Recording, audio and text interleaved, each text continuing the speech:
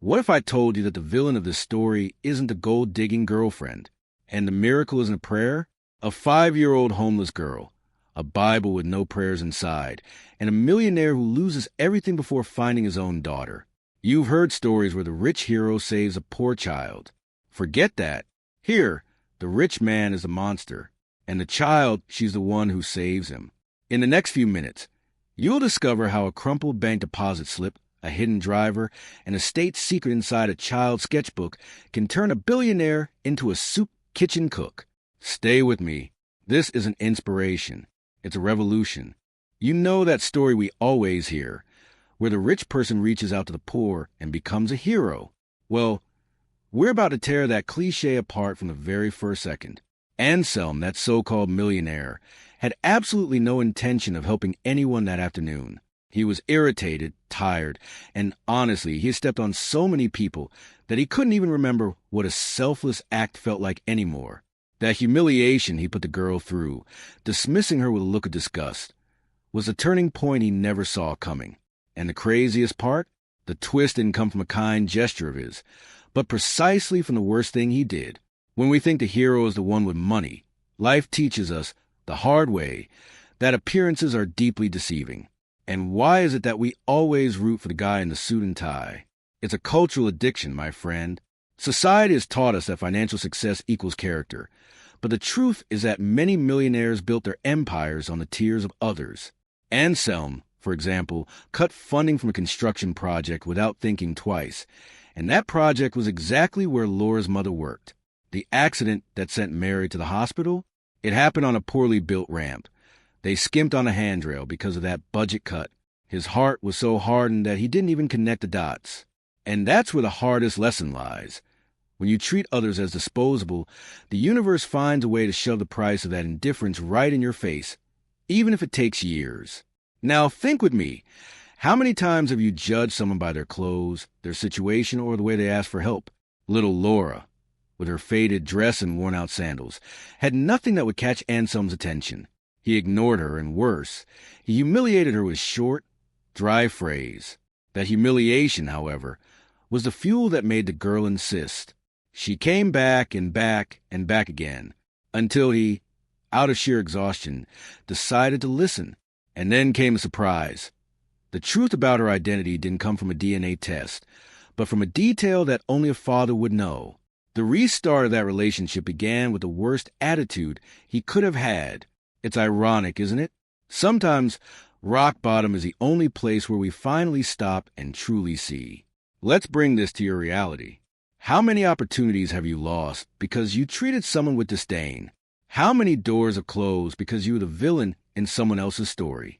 If you're in a leadership role, in a position of privilege, or simply have something that others don't, be careful.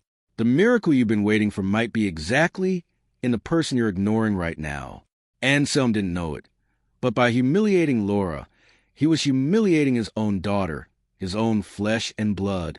If you want a practical tip, start today by treating every person who crosses your path as if they hold a secret that could change your life. Because who knows, maybe they do. And I'm not talking about being nice out of self-interest, but about having the humility to know that you're not the center of the world. That encounter at the square was just the beginning of a transformation that would lead Anselm to lose everything he built, and to gain something that money could never buy. But what did he do after discovering that Laura was his daughter? This time, his attitude was totally unexpected. And it's about that choice that we'll talk about in the next topic, where the girl no longer asks for help, but instead offers a service. Curious, right? So come along. Picture the scene. A bitter millionaire sitting on a park bench and a 5-year-old girl who, instead of reaching out a beg, makes a business proposal. That's exactly what Laura does with Anselm. She doesn't say, "I have nowhere to sleep." She doesn't cry. She doesn't use that pleading look we see everywhere. She walks up to him and says, "You look sad. I know how to read the Bible and keep company. Buy me a sandwich, and I'll stay with you until nightfall." What a surprise, huh? That girl, with her faded dress and worn-out sandals, had just given a masterclass in resilience and dignity. She didn't want a handout. She wanted a fair exchange.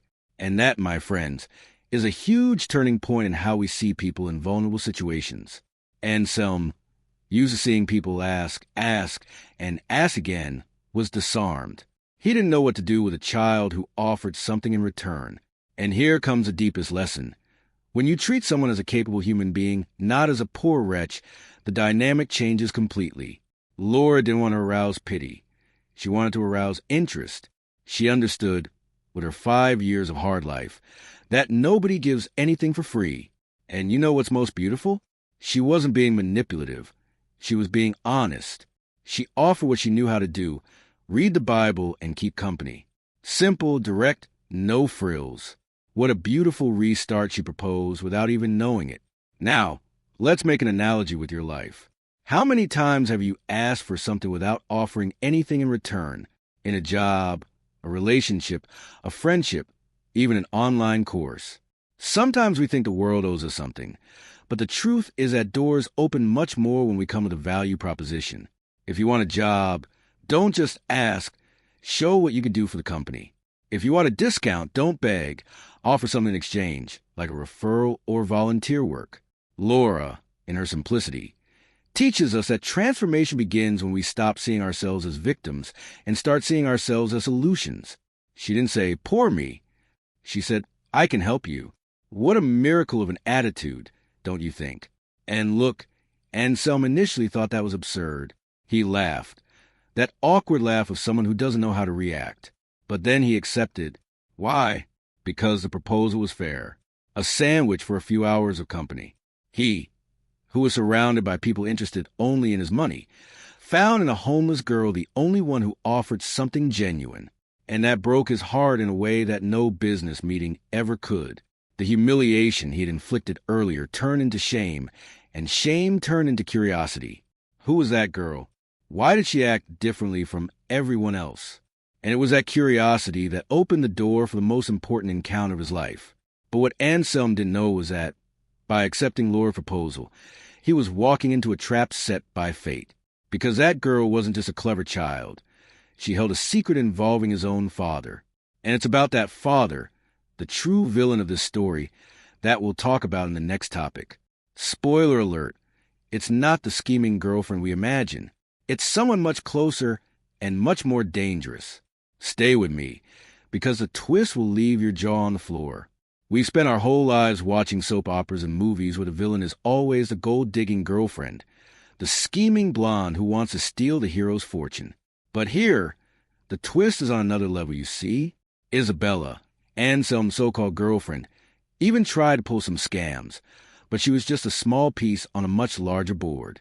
The true villain, the one who wanted to have his own son declared incompetent and take everything he built, was none other than Anselm's father, a white-haired gentleman with an easy smile and a heart of stone, who spent years pretending to be proud while meticulously planning his son's downfall.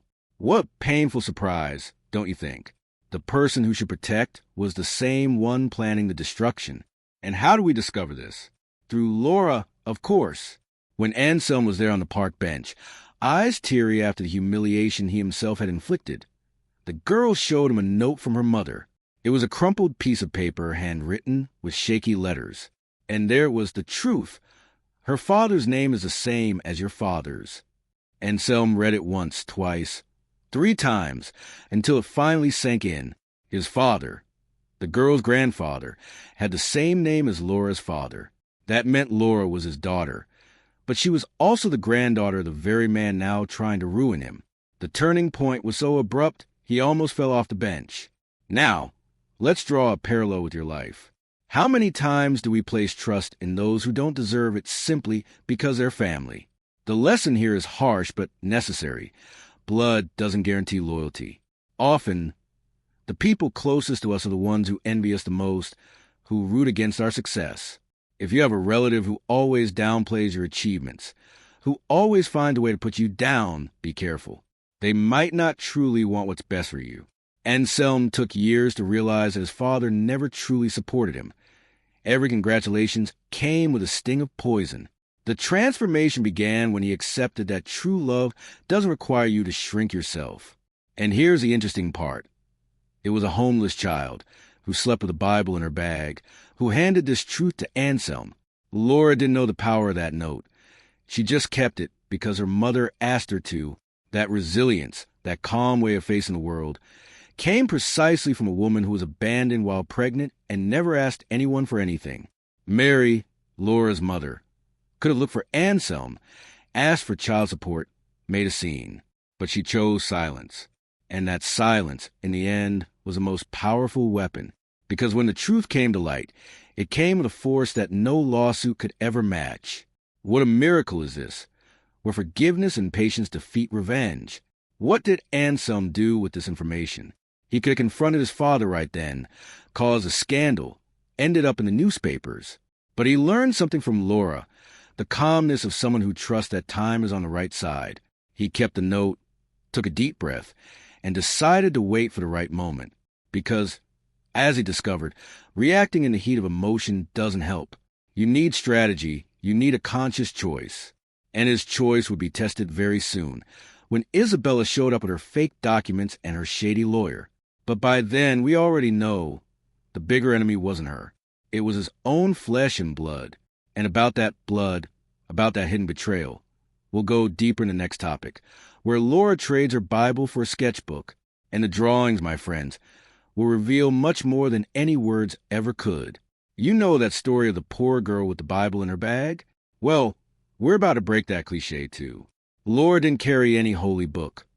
What she had was a worn-out sketchbook with frayed edges and some pages already torn. But inside that sketchbook, my friends, lay the biggest secret of all. The drawings, made with donated colored pencils, showed scenes that no 5-year-old child should ever have in their memory. A house, a man in a suit, a woman lying on the ground. Anselm, flipping through those pages, felt a shiver down his spine. The truth was beginning to unfold right in front of him, literally. And what a cruel surprise. The man in the suit wasn't him, but his own father, the grandfather, the same one now trying to steal everything. The most frightening drawing showed a woman, Laura's mother, stretched out on the ground, with a red pool around her head, and in the background, a black car speeding away. Anselm recognized that car. It looked like Isabella's, but it wasn't hers. It was his father's car. The humiliation Anselm felt at that moment didn't come from outside. It came from within, like a punch to the gut. He had cut the construction budget. His father had run over his own granddaughter's mother and fled. And Isabella was only there to deliver the final blow. A web of tears and blood connected through the innocent scribbles of a child. Now let's reflect. How many times do we ignore the signs right in front of us? Laura couldn't speak well about the accident, but she drew, and she drew every day with a resilience that was painful to see. She didn't have words, but she had colors. If you're going through a confusing situation in your life where words fail, try drawing. Grab a piece of paper and a pencil and put out what's hidden inside. It doesn't need to be beautiful. It doesn't need to be artistic. It needs to be true. Anselm understood at that moment that the transformation he so desperately sought wouldn't come from a contract or a negotiation, but from the courage to face the harshest facts. And the facts were there in a child's sketchbook. And here's a powerful detail. Laura didn't show the sketchbook to just anyone. She waited until she felt she could trust. Anselm, at first, was a monster to her. But then, by accepting her company, by eating cheese bread together, by listening to her simple prayer, he earned the girl's trust. And it was that trust that opened the door to the truth. The lesson here is clear. No one opens their heart to someone who treats them badly. If you want people to trust you, if you want to access the secrets that could change your life, start by being trustworthy. Anselm wasn't yet a good man, but that day in that square, he took the first steps. Laura's sketchbook also contained a final page, which she never showed anyone. On that page, there was the face of a smiling man with money in his hand and a cross next to him. Anselm asked who it was, and Laura answered softly, "It's the man Grandpa said would give me a house, but he lied." The grandfather, the same one who now wanted to have his son declared incompetent, had promised a house to his granddaughter and never delivered. Anselm's choice, faced with this revelation, would be the hardest of his life. But before we get to that, we need to understand where all of this actually took place. In a bank. Yes, the story didn't begin in a square, but inside a bank branch. Now we're going to rearrange the scene you've imagined from the beginning. Forget the square with the wooden bench and the beautiful sunset. The real encounter between Anselm and Laura happened inside a bank branch, in the middle of the afternoon, surrounded by glass walls and security guards in black suits. Anselm was closing a billion-dollar deal, with several documents spread out on the manager's desk, when Laura walked in. She didn't ask for food. She didn't ask for shelter. She asked for coins. Just coins. The security guard was about to kick her out, but Anselm, annoyed by the interruption, made a brusque gesture meaning, "Get this girl out of here." It was a public humiliation, quick and cruel. The girl left without saying a word, eyes downcast. But half an hour later, she came back, and this time she had a piece of paper in her hand. The bank manager, a middle-aged man named Roger, recognized Laura, not the girl herself, but the paper she was carrying. It was an old deposit slip, crumpled and stained with the amount of 50 rays. "This is from my mother's account," Laura said, her voice trembling. She said a man in a suit gave her this money when she was pregnant. She said this money would buy me a house someday. Anselm looked at the slip and felt the ground disappear beneath him. The truth hit him in the face like a brick. He himself had given those 50 rays to Mary 5 years earlier, when she said she was pregnant, and he, a coward, left. The secret he had buried for years was there, printed on a crumpled piece of paper. Now, let's pause and think. How many times have you ignored a sign from the past because you didn't want to face the truth? Anselm spent 5 years pretending that woman and that child didn't exist. He deposited 50 rays into her account and thought he was square. But life, my friends, doesn't work that way. The lesson here is harsh. Small actions have enormous consequences. If you have someone you hurt in the past, someone you abandoned, someone you treated with indifference, know that it comes back. It might not be today, it might not be tomorrow, but it comes back. Anselm thought he'd gotten rid of Mary, but she came back in the form of Laura, and the bank, that ultimate symbol of money and power, was a stage for the biggest humiliation of his life. The manager, Roger, looked at Anselm with a mix of pity and curiosity. "Sir, do you know this woman?" he asked, pointing to the name on the deposit slip. Anselm couldn't lie. "I know her. She was my neighbor." Roger then told something that even Laura didn't know. That deposit slip was from a savings account that was still active, and for the past 5 years, Mary had never withdrawn a single cent. She kept those 50 rays as if they were a treasure. That resilience, that dignity, made Anselm want to cry right there, in front of everyone. He who had millions had never kept anything of such value. The transformation began at that moment, when he realized that money can't buy heart. And Laura, without knowing it, had just given a lesson on what truly matters. What happened inside that bank was the turning point Anselm needed. He not only acknowledged the girl as his daughter in front of the manager, but also opened an account in her name, with an amount that would pay for her education all the way through college. But the bigger twist was yet to come, because Isabella, the girlfriend, had her eyes on everything. She had agents, informants, and soon found out what happened at the bank. And what did she do with that information?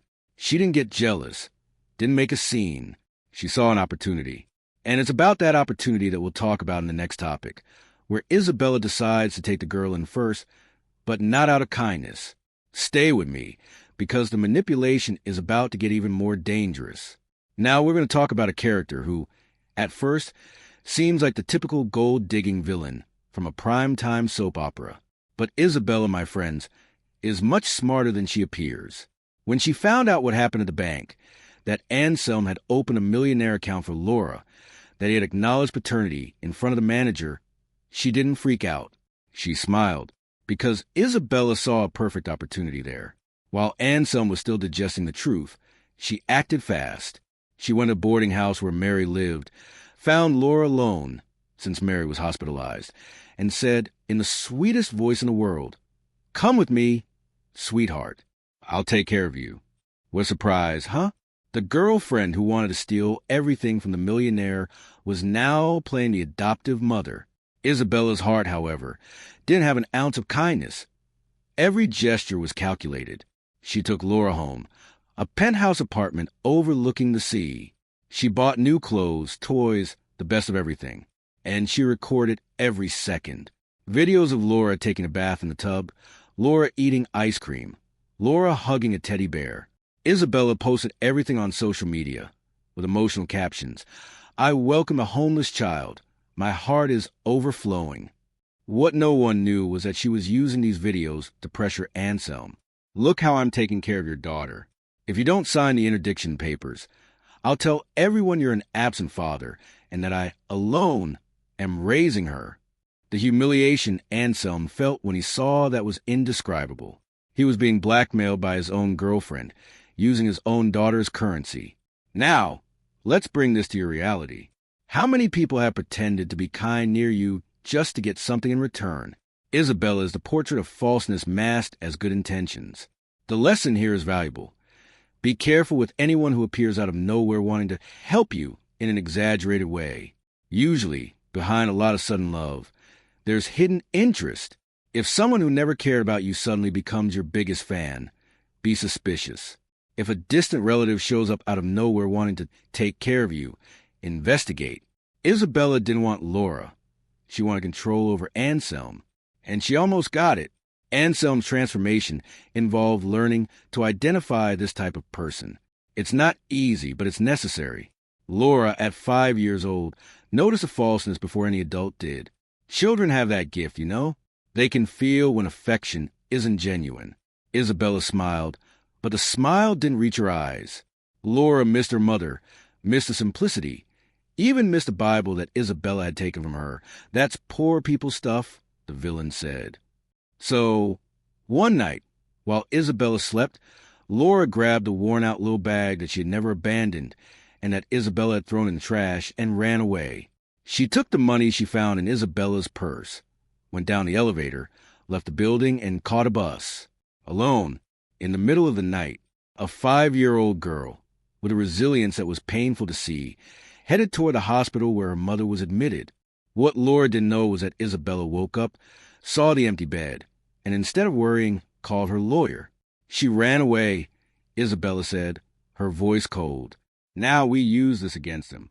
Say that Anselm is irresponsible, that he can't even take care of his daughter, that he needs to be declared incompetent." Laura's choice to flee the manipulation was an act of courage, but it also put everyone at risk, because now Isabella had plenty of ammunition. And about that ammunition, about that new blow being planned, we'll talk in the next topic, where the miracle, believe it or not, isn't religious but legal, and the document Laura was carrying in her bag would change everything. Ready? Then come along. You must be thinking, here comes another story where a child prays and a divine miracle happens.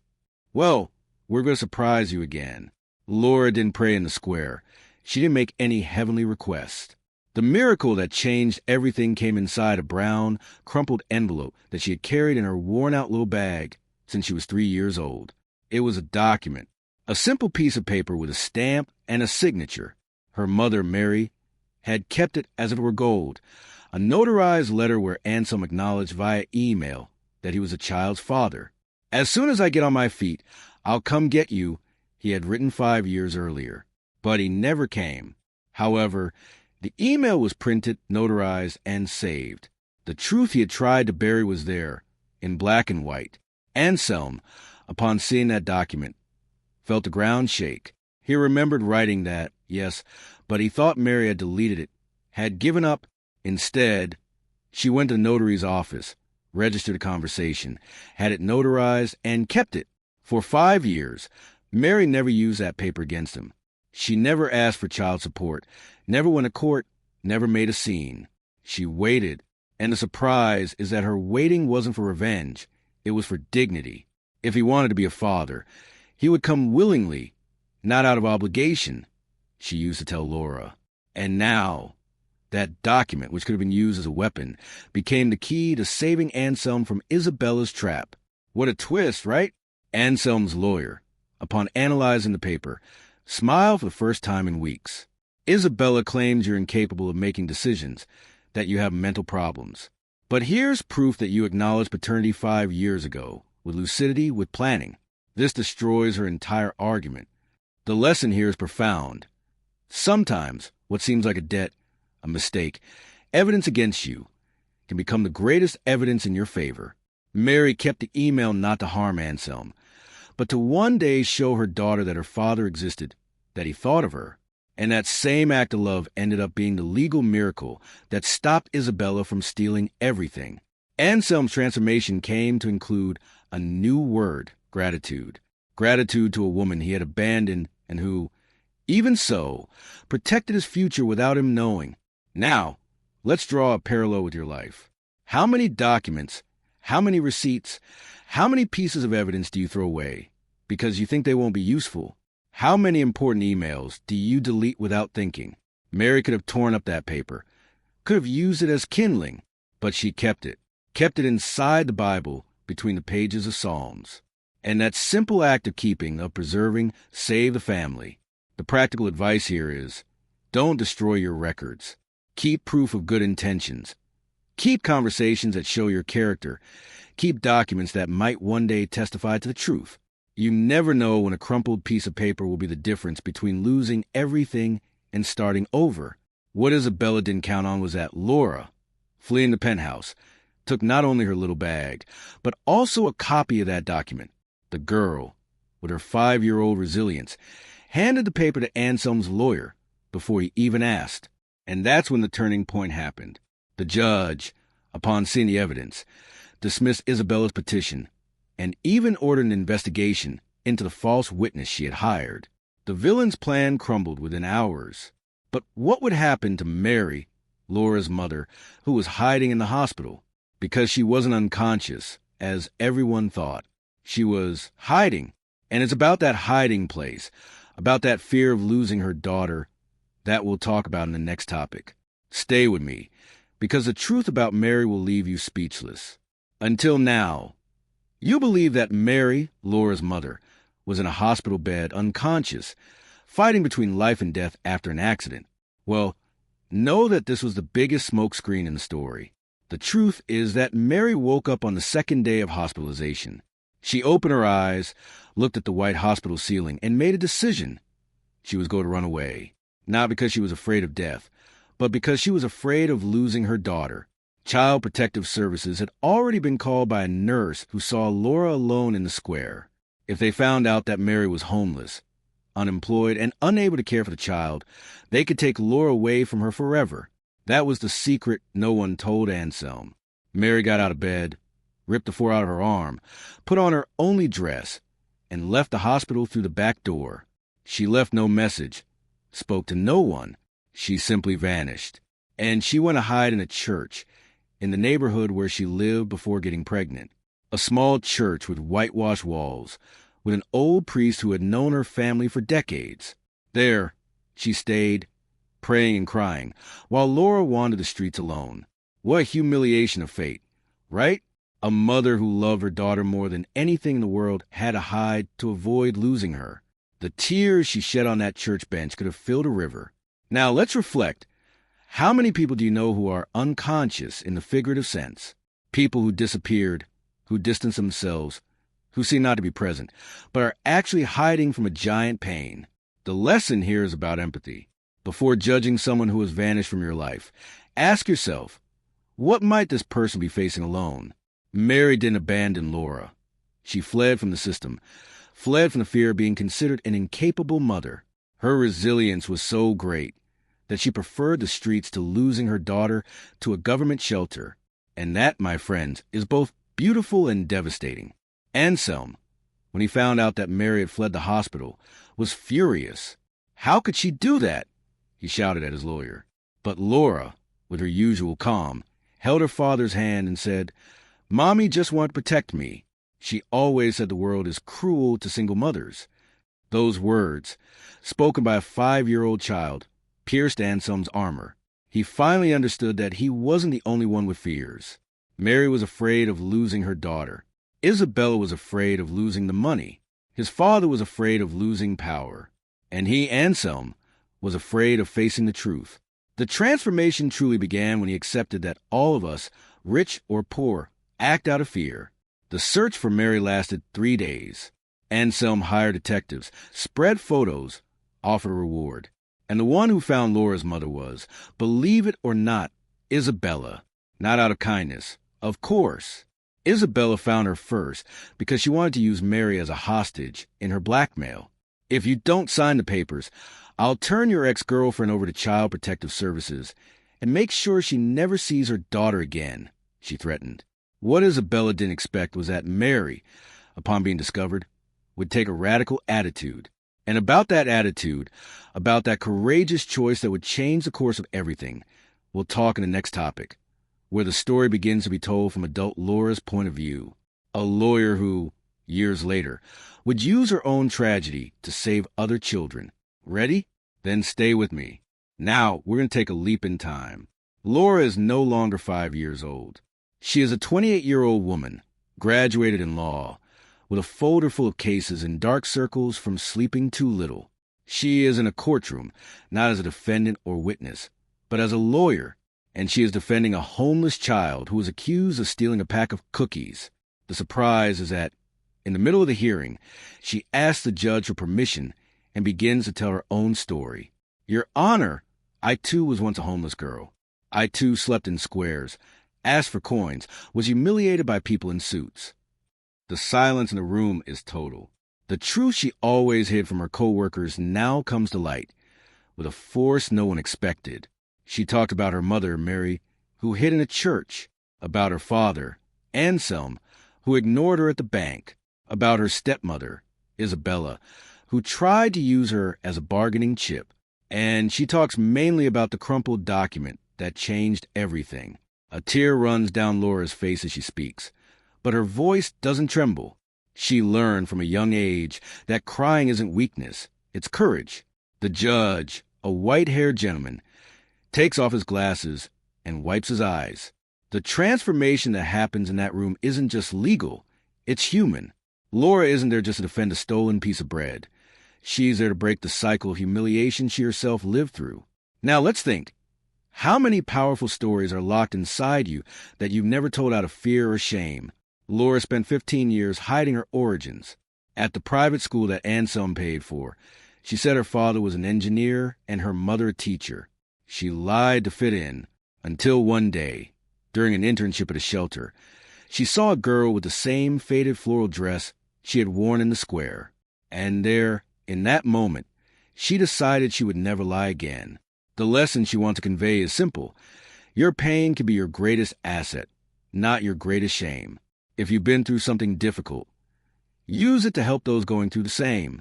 Don't hide behind a facade of perfection. She gives practical examples from her own life.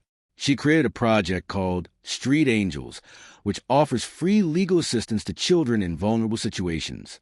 She distributes documents, advises on rights, helps locate families, all because someone one day in a bank saved a simple email that proved her existence. Mary's resilience, the mother who had to avoid losing her daughter, became Laura's mission. And Anselm? He's no longer a millionaire. He lost part of his fortune in the lawsuits, but gained something money can't buy, a daughter who forgave him. He attends Laura's lectures in the front row, always with a silly smile on his face. And Isabella? Well, Isabella is serving time for ideological falsehood. The final twist is that the villain became a case study in law schools. What Laura didn't tell the court, however, is that the story isn't over yet, because Anselm's father, the true villain, the grandfather who ran over Mary and fled, was never punished. He died rich and unpunished, but he left a secret inside Laura's Bible, a Bible that, believe it or not, she never threw away, and inside it there was a chip. And about that chip, about that state secret that would change the course of local politics, we'll talk in the next topic. Ready for another layer of this story? Then come along. You must be thinking that Isabella is that classic villain, heartless, who will rot in jail, and that's it. But life, my friends, is rarely black and white. The surprise is that, after spending 6 months in prison, Isabella underwent a transformation that no one expected. It wasn't a religious miracle. It wasn't a sudden epiphany. It was something simpler and more human: boredom. Alone in her cell, without makeup, without high heels, without lawyers to buy, she started reading.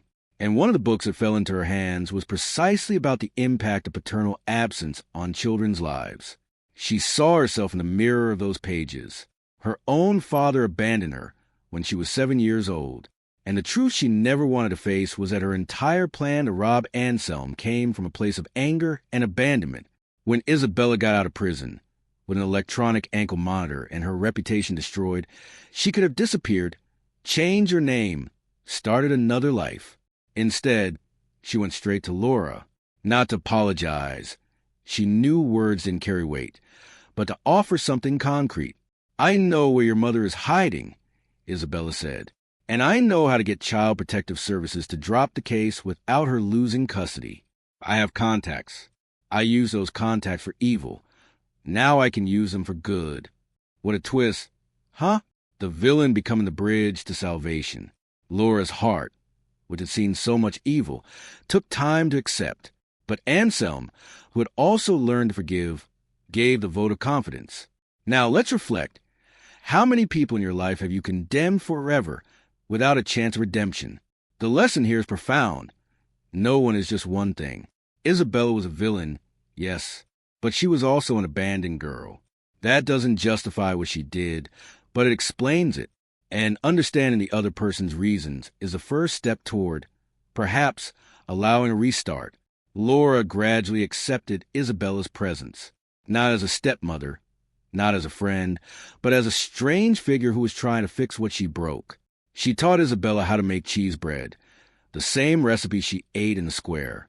And Isabella, for the first time in her life, did something without expecting anything in return. Isabella's plan worked. She used her court contact to expedite Laura's custody process, ensuring that Mary wouldn't lose her daughter. More than that, she got a spot in a witness protection program for Mary, since Anselm's father was still at large and dangerous. Isabella's resilience in rebuilding her own image was admirable. She started giving lectures in women's prisons, telling her story and warning about the dangers of greed. And curiously, it was in prison that she found her true calling, helping women who, like her, committed crimes driven by pain and abandonment. The humiliation she felt upon being arrested became fuel for a new life. What Isabella didn't tell anyone is that, during the time she was a fugitive before prison, she discovered something about Anselm's father, a secret involving land, politicians, and a billion-dollar embezzlement scheme. She kept that information out of fear. But now, with a lighter conscience, she decides to hand everything over to Laura. And it's about that secret that we'll talk about in the next topic, where the main conflict is no longer with Isabella, but with Anselm's driver, a cynical man who hides something even darker. Ready? Then come along. Until now, we've talked about Isabella, Anselm's father, the hidden mother, but we've never mentioned a character who was there all along, invisible like a wall. I'm talking about Waldemar, Anselm's driver for 15 years. A middle-aged man with a graying mustache, small, attentive eyes, who drove the Millionaire's car without ever saying a word beyond what was necessary. Well, know that Waldemar was the real secret behind half of the problems. He wasn't just a driver. He was an informant for Anselm's father. For years, he reported every step of the boss, every meeting, every lover, every weakness. The surprise is that it was Waldemar who told Isabella about the bank account Anselm opened for Laura, and it was he who suggested the interdiction scheme. When Laura fled Isabella's penthouse, the one who found her first wasn't Anselm, nor the police, nor the hired detectives. It was Waldemar. He approached her at the bus stop with a paternal smile and a soft voice. "Come with me, girl. I'll take you to your father." Laura, exhausted and hungry, almost accepted. But something in those snake-like eyes made her back away. She remembered a drawing she made years ago. A man in a cap driving a black car, the same car that ran over her mother. The truth hit like lightning. Waldemar wasn't just an informant. He was the driver of the car on the day of the accident. Anselm's father ordered it, but Waldemar was the one driving. The humiliation Laura felt upon realizing she almost got into her mother's killer's car was indescribable. Now, let's draw an analogy with your life. How many invisible people around you, drivers, janitors, receptionists, security guards, know more about you than you imagine? The lesson here is about attention and discernment. Waldemar spent 15 years being treated as furniture by Anselm. No one asked his opinion. No one knew his last name. And it was precisely that invisibility that made him dangerous.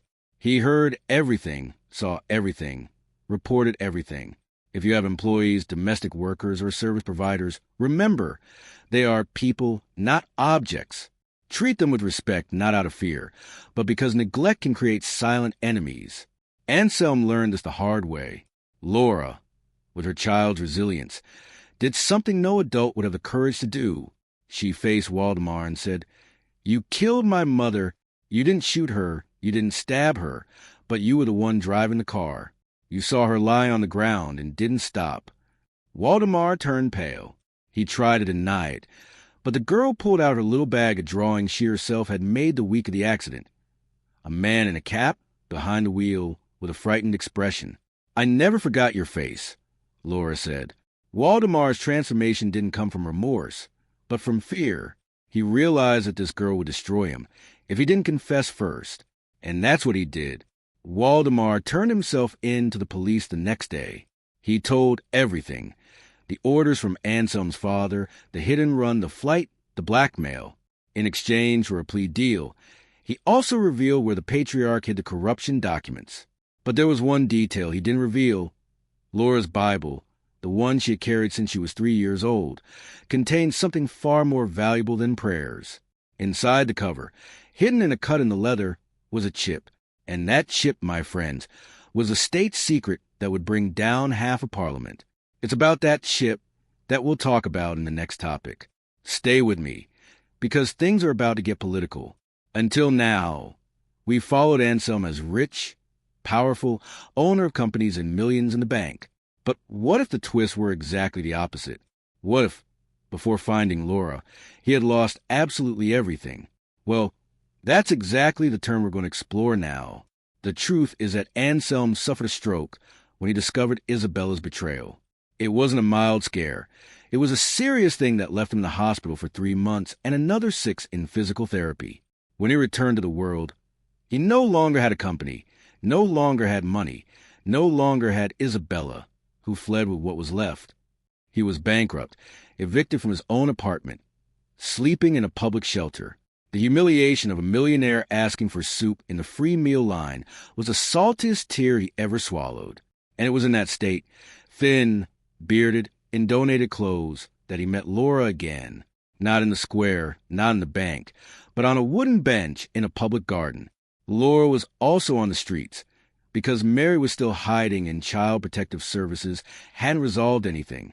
The two, father and daughter, unaware of each other, slept in the same neighborhood, 2 blocks apart, until one rainy day, Laura saw a man fallen on the ground, shivering with cold. She approached, covered him with her only blanket, and recognized his face. It was the same man from the bank, the same one who had been cruel to her. And even so, she helped him. What a miracle of compassion, right? Now let's reflect. How many times do we need to lose everything to finally see what truly matters? The lesson here is classic, but never loses its value. Anselm, when he was rich, treated others like garbage. When he became poor, he learned the value of a plate of food and a blanket. His transformation didn't come from a self-help book or a coach. It came from pain. Pain of losing his health. Pain of losing his money. Pain of seeing his own daughter sleeping on the streets and not being able to buy her even a cheese bread. If you're going through a difficult time, maybe this is the turning point you needed. Don't waste the crisis. Use it to learn what comfort never taught you. Laura took Anselm to the shelter where she was staying. There, he met other homeless children, other desperate mothers, other abandoned elderly people. He, who had never set foot in such a place, learned to cook rice, to clean bathrooms, to share what little he had. And it was in this humble process that he discovered that Mary, Laura's mother, had been working as a volunteer at the shelter for months. She too had lost everything, but she didn't lose her dignity. Mary didn't recognize him immediately. He had changed too much. But when she did, she didn't scream, didn't cry, didn't kick him out. She just said, "The soup is in the pot if you want it." That woman's resilience was greater than any resentment. What no one knew was that inside Laura's Bible, there was not only the chip with state secrets, but also a letter that Mary had written to Anselm years ago but never delivered. In that letter, she said, "If one day you find yourself at rock bottom, know that I'll still be here. Not for you, but for our daughter." Anselm read that letter by candlelight in the middle of the shelter and cried as he hadn't cried since he was 5 years old. The choice he made that night was the most important of his life. Not to try to recover his fortune, not to seek revenge, but simply to stay and learn to be a father. And about that learning, about that belated fatherhood, we'll talk in the next topic, where Laura's Bible reveals not just a chip, but a state secret that will explode in the news. Ready? Then come along. Remember that blue-covered Bible that Laura carried in her worn-out little bag since she was 3 years old? Well, we already know that inside it there wasn't just words of faith. But what you don't know is that the secret hidden there was so big it could bring down a government. Inside the hardcover, in a surgical cut made with a scalpel, there was a data chip, a tiny chip, the size of a fingernail, containing documents, photos, and bank transfers from a corruption network involving politicians, judges, and businessmen. Laura's grandfather, Anselm's father, was the head of that network, and the accountant who was killed years ago, he was Mary's father, Laura's maternal grandfather. The truth was beginning to form a dark puzzle. Who put the chip in the Bible was the accountant himself. Hours before being murdered, he knew he was going to die and entrusted the secret to his daughter, Mary, who was only 20 at the time. Mary, not fully understanding what it was, hid the chip in the Bible and gave the Bible to Laura. "It's your greatest treasure," she said. "Keep it as if your life depended on it." Laura grew up thinking the Bible was special because of God, but it was special because of the truth. The surprise came when Laura, now an adult and a lawyer, took the Bible to a computer technician by chance. He found the chip and almost fell backward with what he saw. "This is a bomb," he said. "You need to go to the federal police right now." Now, let's think about the power an apparently insignificant object can have. How many times have you thrown away something that looked old, worthless, without realizing that there lay the key to something gigantic? The lesson here is about paying attention to details. Laura kept the Bible for years not because she knew about the chip, but because she loved her mother. And it was that love that indirectly preserved the evidence of the biggest corruption scandal of the decade. If you have family heirlooms, old letters, yellowed photographs, don't discard them too quickly. One day, they might contain a secret that will change your life. I'm not saying become a hoarder, but be careful with what seems valueless. Laura didn't go straight to the police. She learned from childhood resilience that blind trust doesn't exist. She sought out an investigative journalist, a serious one with international awards. She showed the chip, explained the story, and asked, "Destroy them, but protect me." The journalist, a 50-year-old man who had seen it all, cried when he heard her story. He had never received such a young and courageous source. The transformation that chip caused in the country was historic.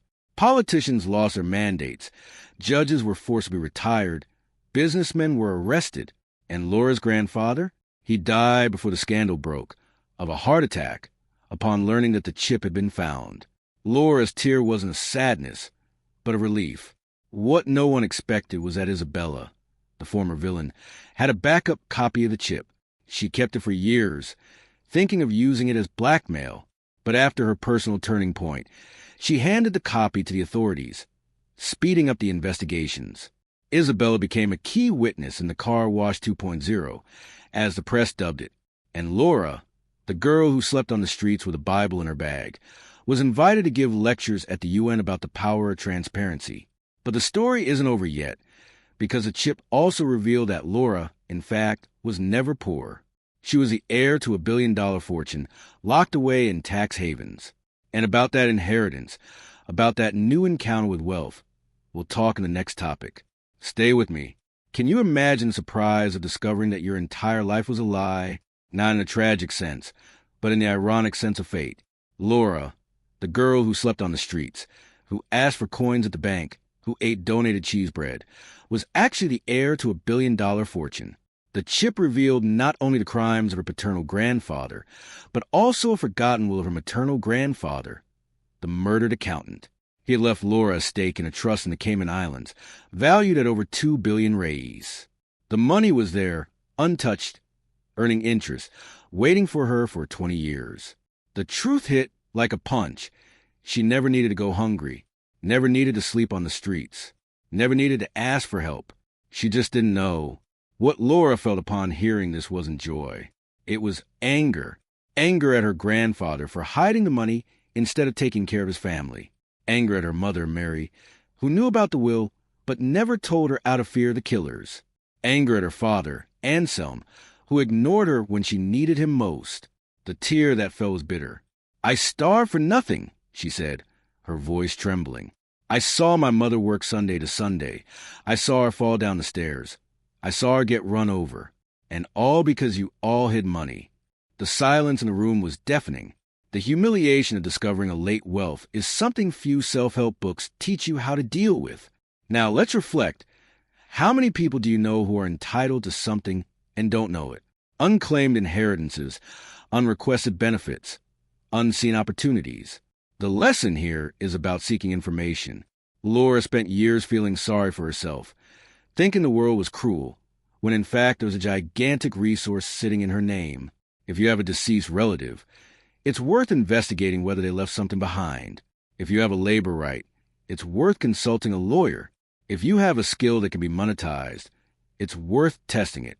Don't be like Laura, who took 20 years to discover what was already hers. Her financial turning point came late, but it came. Laura didn't want the money at first. She told the lawyer, "Distribute it among the shelters. I don't want to know about this dirty money." But it was Isabella, the former villain, who gave the best advice. "This money isn't dirty, Laura. It came from your maternal grandfather's honest work," the accountant. He was murdered because he refused to participate in corruption, used the money to honor his memory.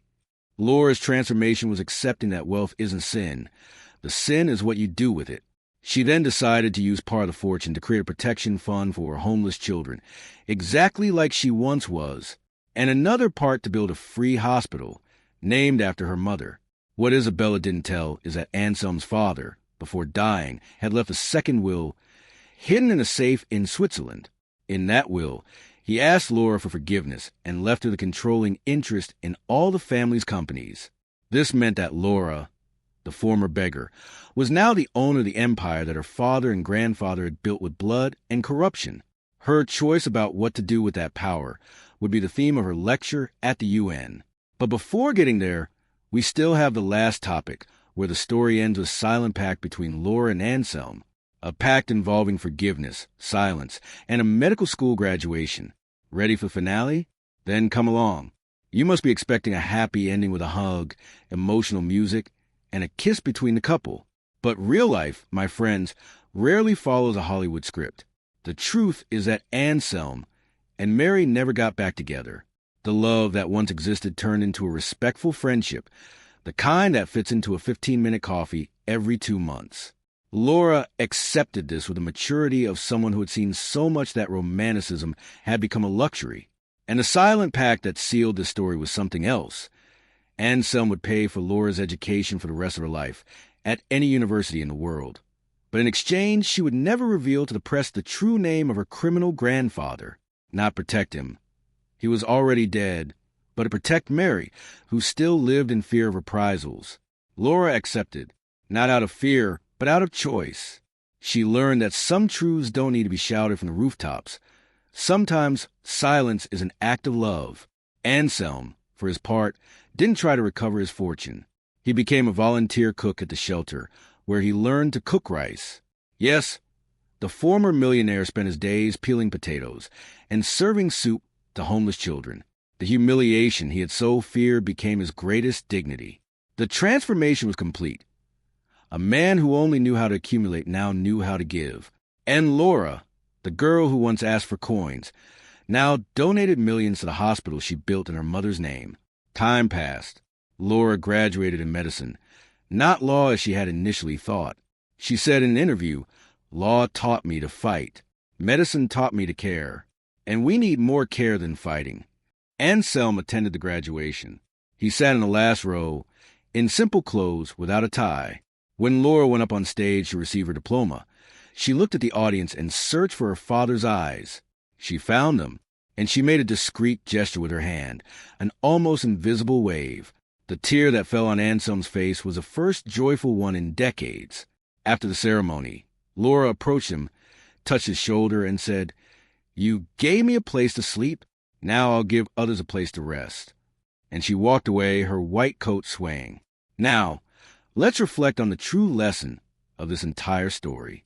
It's not about money, not about fame, not about revenge. It's about dignity.